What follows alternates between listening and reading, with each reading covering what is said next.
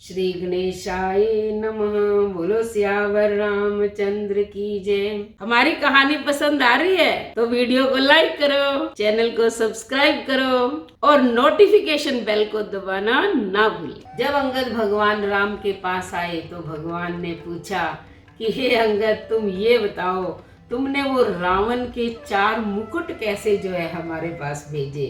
तब अंगद जो है कहने लगा कि हे प्रभु, मुझ में ऐसी कहाँ क्षमता है कि मैं उनके मुकुट फेंकता। वो तो जो गुण है रावण के 4, क्या, साम, दाम, दंड, भेद, ये राजा के अंदर होते हैं और रावण के ये चारों गुण जो है आपकी शरण में आ गए हैं, क्योंकि रावण अधर्मी हो गया है। अब इन गुणों का उसके अंदर क्या काम था। तो ऐसी बात सुनकर जो है भगवान राम खुश हो जाते हैं कि अंगद ने बड़ी चतुराई से जो है कैसे मेरे प्रश्न का उत्तर दे दिया, इसको तनिक भी अभिमान नहीं है। अब भगवान सबको बुलाकर सुग्रीव, जामवंत और हनुमान जी, विभीषण कहते हैं कि अब बताओ, अब तो ये निश्चय हो गया है कि युद्ध होना ही होना है, तो क्या किया जाए। तब जो है सबने मिलकर ये निर्णय किया कि चारों दरवाजों पर जो है बड़े बड़े उसके दरवाजे हैं, अपनी सेना को 4 टुकड़ों में बांट कर और उन दरवाजों पर खड़ा कर दिया जाए, यानी कि चारों दिशाओं के अंदर, पूर्व, पश्चिम, उत्तर, दक्षिण। तो अगले दिन ही उन्होंने ऐसा ही किया कि चारों दिशाओं की तरफ जो है टुकड़ियां बना दी, एक एक उसका सेनापति बना दिया सेना का, और युद्ध भूमि के लिए भेज दिया। जब रावण को ये समाचार मिला तो उसने भी अपनी पूरी जो है राक्षसी सेना को इकट्ठा कर दिया। वो उस किले के ऊपर चढ़ गए और युद्ध करने लग गए। दरवाजे जो है जब भगवान राम की सेना ने तोड़ दिए, तब राक्षस और वानर आपस में लड़ रहे हैं, एक दूसरे को मार रहे हैं। वानर पहाड़ उठा उठा कर फेंकते हैं। राक्षसों में और वानरों में युद्ध चलता जा रहा है। तब जो है रावण सोचता है कि इस प्रकार तो सेना हमारी कम हो जाएगी, ये आपस में लड़ेंगे। वो मेघनाथ को भेजते हैं कि ऐसे करो, तुम जाओ, इस सेना का नेतृत्व करो, तभी इनका संहार हो सकेगा।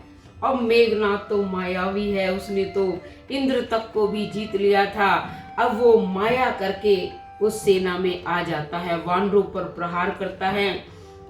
सभी व्याकुल हो जाते हैं, हनुमान जी आगे जाते हैं, सुग्रीव जी जाते हैं, लेकिन ये राक्षस क्या है, इतने मायावी हैं, कभी प्रकट हो जाते हैं, कभी अदृश्य हो जाते हैं, कुछ समझ में ही नहीं आता है। तो हनुमान जी से तो वैसे ही भिड़ना नहीं चाहता, डरता है, इसलिए दूर से ही उस पर प्रहार करता रहता है। जैसे ही हनुमान जी मारना चाहते हैं तो वो अदृश्य हो जाता है। अब वो जोर जोर से चिल्ला रहा है मेघनाथ की, लक्ष्मण को बुलाओ, राम को बुलाओ, मैं तो उनके साथ युद्ध करना चाहता हूँ। तो लक्ष्मण जो है अपने भाई राम से आज्ञा लेकर कहते हैं कि हे प्रभु, शत्रु हमें ललकार रहा है, इसलिए मैं जाता हूँ। भगवान से आज्ञा लेकर जब लक्ष्मण जी चले तो दोनों में बड़ा भयंकर युद्ध होता है, एक दूसरे के वानों को काटते हैं। अब लक्ष्मण जो है वो शेषावतार हैं, उन्होंने मेघनाथ के रथ को तोड़ दिया, सारथी को मार दिया, उसको भी वान मार मार के बुरी दशा कर दी। तब मेघनाथ ने सोचा कि ये लक्ष्मण तो मुझे मार ही डालेगा, तो उन्होंने अपनी माया से वीर घातनी शक्ति का प्रहार कर दिया। जैसे ही लक्ष्मण के शक्ति लगी तो वो मूर्छित हो गए। जब संध्याकालीन समय में युद्ध समाप्त हुआ, सभी अपने अपने यानी कि शिविर की तरफ लौटे, तो भगवान राम ने कहा लक्ष्मण कहाँ है। इतने में ही हनुमान जी लक्ष्मण जी को उठाकर ला रहे थे। मेघनाथ चाहता तो था उठाना, लेकिन वो उठे ही नहीं। उन्होंने करोड़ों राक्षसों को भी इकट्ठा किया, बुलाया कि लक्ष्मण को उठाओ, मैं अपने भाई के पास लेके जाऊंगा, क्योंकि मुझे विजय मिली है। लेकिन वो शेषावतार है, उन्हें कोई नहीं उठा सकता, केवल हनुमान जी ही उठा सकते थे। हनुमान जी उठा के लाए। राम उन्हें देखकर व्याकुल हो गए, विलाप करने लगे, कहते कि हे भाई, तुमने मेरा साथ क्यों छोड़ दिया। जब उनको विलाप करते हुए देखा तो जामवान ने कहा कि इसका एक ही इलाज है लक्ष्मण जी का, क्योंकि ये वीर घातनी शक्ति है। लंका के अंदर जो है सुषैण नाम का वैद्य रहता है, कहता वो ही इसका उपाय जानता है। विभीषण ने भी कहा, कहते कि हाँ ये बात ठीक है सुषैण नाम का वैद्य, लेकिन उसको लाएगा कौन, क्योंकि लंका में जाना कोई खेल नहीं है। हनुमान जी कहते हैं कि मैं लेकर आऊंगा। हनुमान जी जाते हैं बहुत शीघ्रता से, और सुषेण वैद्य जो है वो सो रहा होता है, तो उसको बिस्तर सहित ही उठाकर वहां ले आते हैं भगवान राम के पास। वहां उसकी नींद खुलती है, वो देखते हैं तो भगवान राम कहते हैं कि देखो मेरे भाई को शक्ति लग गई है, तुम कोई उपाय जानते हो? वो कहते हैं औषधियां तो मेरे पास बहुत है, लेकिन इसकी कोई औषधि नहीं है। तो कहते इसकी औषधि कहाँ मिलेगी? कहते बहुत दूर है, द्रोणागिरी पर्वत पर संजीवनी बूटी है, जो उसे ले आएगा तब जो है ये लक्ष्मण जीवित होगा, क्योंकि दूर है और रात का ही समय है। लक्ष्मण जी के पास जो है समय बहुत कम है, अगर सूर्य निकल गया तो लक्ष्मण जी के प्राण नहीं बचेंगे। अब हनुमान जी कहते हैं कि हे प्रभु, इस सेवक को आज्ञा दीजिए, अगर आपकी कृपा मेरे ऊपर रही तो सूर्य निकलने से पहले ही संजीवनी बूटी यहाँ पहुंच जाएगी। भगवान हनुमान जी को आशीर्वाद देते हैं और हनुमान जी पवन के वेग से है चलते हैं। जब रावण को पता चलता है कि हनुमान संजीवनी बूटी लेने जा रहा है, तो वो काल नेमी के पास जाते हैं। काल नेमी राक्षस है, उसे कहते हैं कि तुम जाओ मार्ग में बाधा डालो ताकि हनुमान जी द्रोणगिरी पर्वत पर ना पहुंच सके। काल नेमी राक्षस पहले तो बहुत समझाता है रावण को, लेकिन उसको पता है काल इसके सिर पर है, ये मानेगा तो है नहीं, इसके हाथ से मरने से अच्छा है मैं भगवान राम के दूत के हाथों मरूं। ये सोचकर वो मार्ग में पहुंच जाता है, एक सुंदर तालाब बना लेता है, अपनी माया से एक आश्रम बना लेता है और वहां तपस्या करने लग जाता है। हनुमान जी देखते हैं कि एक सुंदर किसी मुनि का आश्रम है, तालाब है, चलो पानी ही पी लेता हूँ। जब उस कपट मुनि के पास जाते हैं तो वो काल नेमी राक्षस जो होता है मुनि का वेश बना के बैठा था, कहता कि हे हनुमान जी ऐसे करो, पहले तुम तालाब में स्नान कर लो, फिर मैं तुम्हें है ना दीक्षा दूंगा, मैं तुम्हारा गुरु हूँ। उसने कहा अच्छा, कहते फिर तुम्हें जल भी पिलाऊंगा। हनुमान जी बेचारे जाते हैं तालाब के अंदर, जैसे ही स्नान करने लगते हैं एक मगरी होती है, वो हनुमान जी को पकड़ लेती है।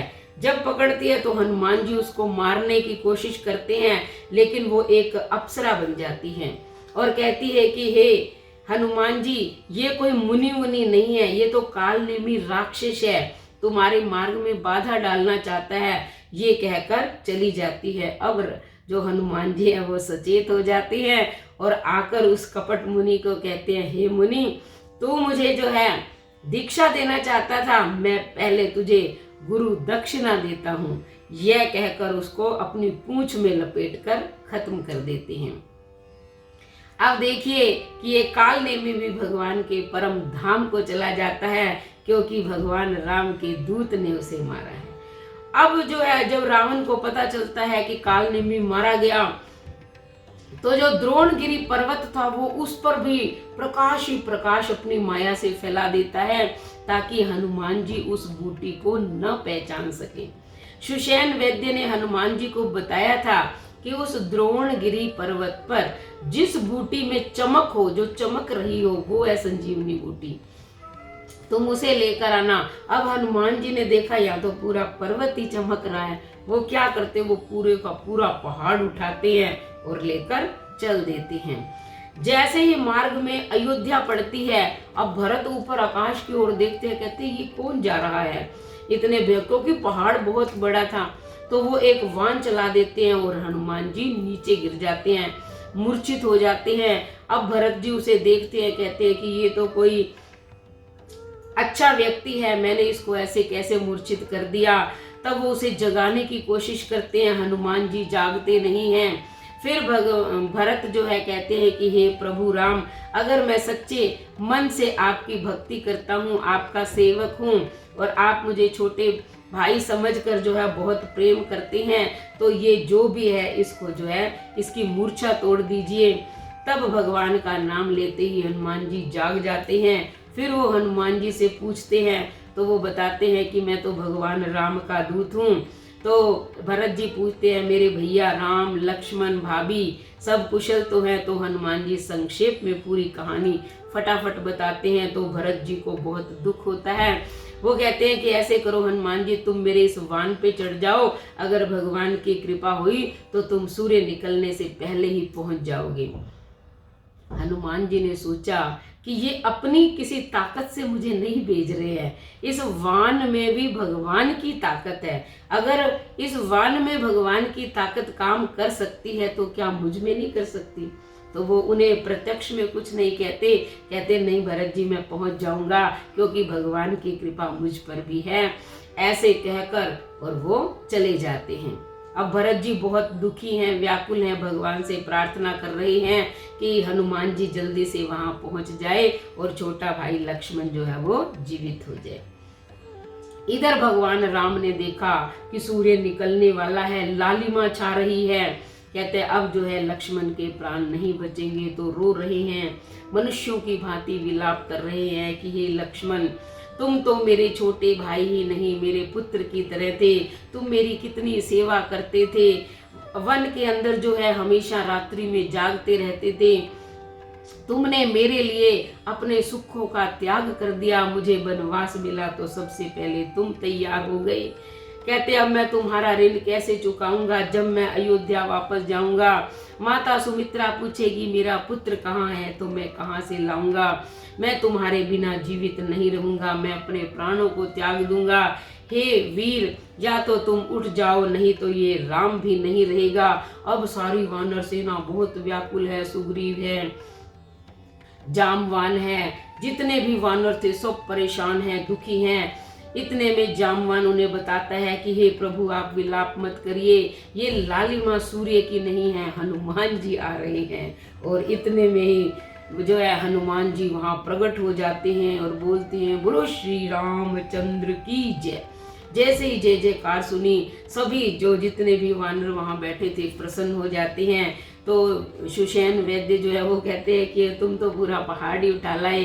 तो उसने कहा क्षमा करे वैद्य जी, मुझे ये तो पूरा जगमग हो रहा था, मुझे किसी बूटी की पहचान नहीं आई। तब जो है सुषेण वैद्य उस बूटी को निकालते हैं, उसको पीसते हैं और उसे लक्ष्मण जी के मुख में डाल देते हैं। उसी वक्त जो है लक्ष्मण जीवित हो जाते हैं। वो उन्हें क्रोध आ जाता है, कहते हैं कहाँ है वो मेघनाथ, उसने धोखे से मेरे ऊपर ये वीर घातनी शक्ति चलाई थी, आज मैं उसे छोड़ूंगा नहीं। लेकिन भगवान राम उसे समझाते हैं कि शांत हो जाओ, क्रोध करना अच्छा नहीं होता। अब हनुमान जी जो है सुषेण वैद्य को जैसे उठाकर लाए थे वैसे ही लंका में उसके घर पहुंचा आते हैं। जैसे ही रावण को पता चलता है कि लक्ष्मण जीवित हो गया, अब वो क्रोध से पागल हो जाता है, कहता है कि मैं जाऊंगा युद्ध के अंदर, ऐसे कैसे लक्ष्मण जीवित हो गया और ये सुषेण वैद्य ने क्या किया। कहता है कि अब जो है मैं राम और लक्ष्मण का संहार कर दूंगा। इतने में उनका पुत्र जो है मेघनाथ आ जाता है। वो कहता है कि ये तो बहुत गलत हुआ, लक्ष्मण कैसे जीवित हो गया। कि वो कहता है कि मुझे भेजो, लेकिन रावण कहता है कि नहीं। रावण की माता का पिता है माल्यवंत, रावण का नाना। वो रावण को समझाने की कोशिश करता है कि तुम मान जाओ। जब वो दिन रात तुम्हारी राक्षसी सेना का संहार कर रही है, खरदूषण त्रिशरा को मार दिया, अब जो है वो जीवित भी हो गए हैं, संजीवनी बूटी भी आ गई है, लक्ष्मण जो है जीवित हो गया है, एक हनुमान छोटा सा वानर तुम्हारी लंका को जला गया। इससे ये पता चलता है कि वो स्वयं नारायण है, तुम युद्ध छोड़ दो और माता सीता को उनके पास पहुंचा दो। अब रावण क्रोधित होकर उन्हें भी निकाल देता है, कहते तुम बूढ़े हो गए हो, नहीं तो मैं तुम्हें मार देता। अब जो है उनका एक मंत्री उन्हें समझाता है, कहता है ऐसे करो अपने भाई ना कुंभकर्ण को जगाओ, वो काम आएंगे। रावण को उसका सुझाव अच्छा लगता है। अब वो कहता है खुद पहुंच जाता है, पहले सेवकों को भेजता है, सैनिकों को भेजता है कि तुम इसे उठाओ। बहुत तरह की दारुण पीड़ाएं वो देते हैं कि किसी तरह ये जाग जाए, जगाने की कोशिश करते हैं। अंत में जब खूब सारा भोजन वहां रखा जाता है तो कुंभकर्ण की नींद खुल जाती है। अब कुंभकर्ण रावण से कहता है कि हे भैया, तुमने मुझे क्यों जगाया? तो रावण बताता है कि ऐसे ऐसे 2 राजकुमार हैं, मैं उनकी पत्नी को हर लाया। अब कुंभकर्ण भी ज्ञानी था, राक्षस हुए तो क्या, इनमें भी ज्ञान होता है।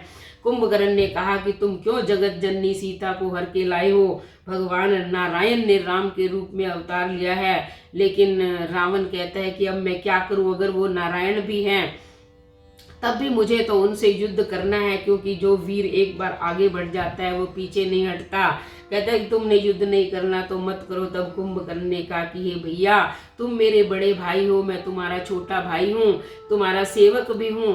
क्योंकि सेवक और छोटे भाई का कर्तव्य होता है कि वो अपने मालिक और बड़े भाई का कहना माने। कहता कि अगर वो नारायण है तो मुझे मोक्ष मिल जाएगी, और अगर नहीं है तो कहते कि सुबह जो है आप देखना, तुम्हारे चरणों के अंदर जो है मैं राम लक्ष्मण का शीश काट कर ले आऊंगा। अब जो है कुंभकर्ण जाता है, सेना के अंदर युद्ध करता है। वो इतना महान बलशाली है, कीड़े मकोड़ों की तरह पूरी सेना को कुचल रहा है, हाहाकार मच रहा है। उधर से विभीषण ने देखा मेरा भाई आ रहा है, तो वो अपने भाई के पास जाते हैं, उसे समझाते हैं। कुंभकर्ण कहते हैं कि हे विभीषण, तुम धन्य हो, अब मुझे पता चल गया है कि राक्षस कुल का संहार होने वाला है।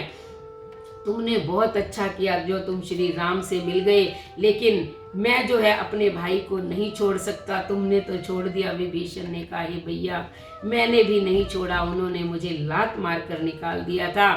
तो कहते तुम पर प्रभु की कृपा थी, इसलिए तुम यहाँ आकर मिल गए, और अंत में तुम ही जीवित बचोगे सबका क्रिया कर्म करने के लिए। इसलिए तुम यहाँ से चले जाओ, क्योंकि अब मुझे क्रोध आ रहा है और मैं युद्ध करने के लिए आया हूँ। विभीषण भी अपने भाई के गले मिलकर जो है चले जाते हैं। भयंकर युद्ध हो रहा है, वो कीड़े मकोड़ों की तरह सेना को कुचल रहा है। जब हनुमान से भी युद्ध हुआ, सुग्रीव से भी, वो सबको जो है मार मार कर भगाए जा रहा है। फिर कहते हैं राम लक्ष्मण क्यों नहीं आते हैं? फिर भगवान राम आते हैं। दोनों में खूब घमासान युद्ध चलता है, एक दूसरे के वानों को काट रहे हैं। भगवान राम ने देखा देवता जो है घबरा रहे हैं कि ये राक्षस मर नहीं रहा है, तो फिर भगवान जो है अपना शार्ंग धनुष से ऐसे ऐसे बाण चलाते हैं। पहले एक हाथ कटता है, फिर दूसरा कट जाता है, और उसके बाद जो है वो सर को ही धड़ से अलग कर देते हैं। उनका शीश कहीं कटकर गिरता है, कुंभकर्ण का धड़ कहीं है, धड़ से पृथ्वी जो है नीचे धंसने लग जाती है। फिर भगवान राम जो है उस धड़ के भी 2 टुकड़े कर देते हैं, ताकि उसकी शक्ति कम हो जाए। और बहुत ही अब पूरी की पूरी सेना जो है प्रसन्न हो जाती है। लेकिन जो राक्षसी सेना थी वो वहां से भाग जाती है। उसको पता चलता है कि कुंभकर्ण जी तो मारे गए, अब ये हमें मार डालेंगे। तो उधर जो है रावण के पास जाकर बताती है कि कुंभकर्ण महाराज मारे गए। तो रावण बड़ा दुखी होता है कि मेरा भाई भी इस युद्ध के अंदर मारा गया। बोलो सियावर रामचंद्र की जय हो।